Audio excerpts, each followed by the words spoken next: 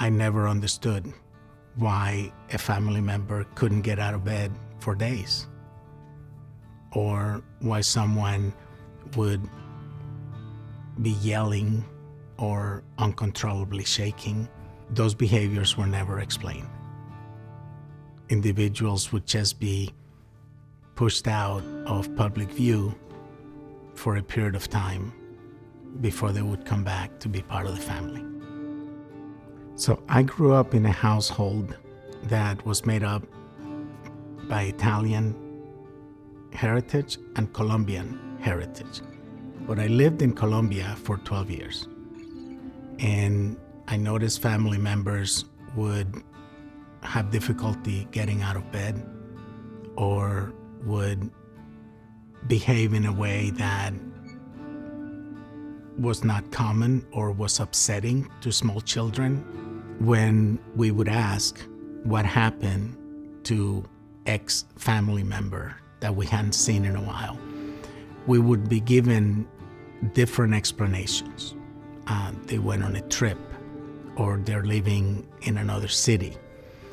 And it was extremely confusing as a small child. We had family members who died by suicide, but it was never acknowledged as suicide. Later on in life, finding out that there was a mental health issue that there was not addressed, that the person was taken out of the family, made me feel sad, but it also made me feel angry that the lack of understanding of mental illness and the benefit of recovery was never offered to these family members. The church plays a big part in Latinx communities understanding and addressing mental illness and substance use disorder. When individuals identify that someone is suffering because of a mental illness or substance use disorder, one of the first recourses is to go speak with a priest and to begin praying about it.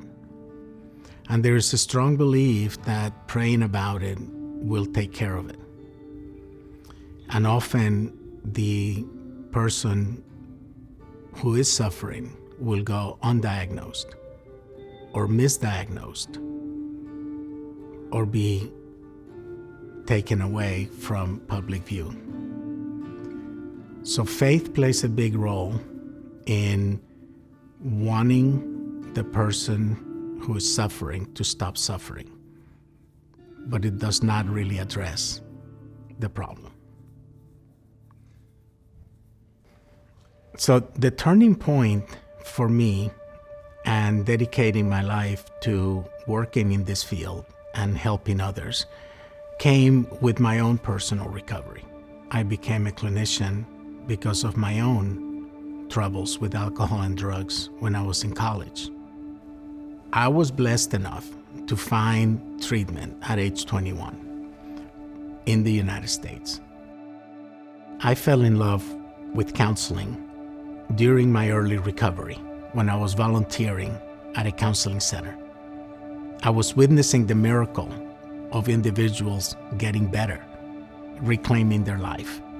So I went back to school because I wanted to be a clinician.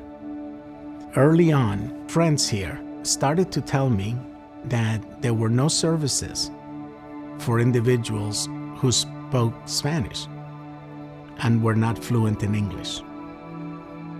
I witnessed my mother, who speaks 3 languages, has lived in 2 different continents, struggle with understanding the American clinicians trying to explain to her the course of treatment that was being offered to me. So I witnessed firsthand the cultural barriers that existed. So I started Georgia's first multilingual behavioral health agency in 1999. And I ran it for about 18 years. And we were able to build an organization that provided prevention, intervention, direct clinical services and recovery programs for individuals who primarily spoke Spanish and Portuguese.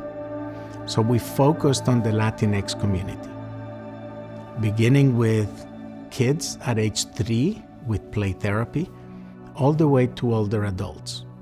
And we were able to provide services for the entire spectrum of diagnoses in behavioral health.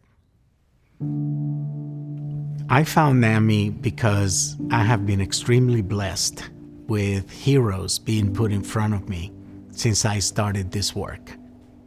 When I opened my agency, I knocked on every door possible to try and find support. And when I got to NAMI, it was because someone in the local NAMI organization was in a governor's advisory council that I was appointed to. And immediately, she and I became very close because she also had an interest in wanting to make sure that the Latinx community was being taken care of. Since then, it's been a wonderful opportunity to partner with NAMI. To this day, the only Spanish language mental health conference in the state of Georgia was a reality because of NAMI. NAMI is a wonderful partner that continues to help, and in the communities, trying to reach out and provide the Spanish language programs that NAMI provides and make sure that we have good community partners.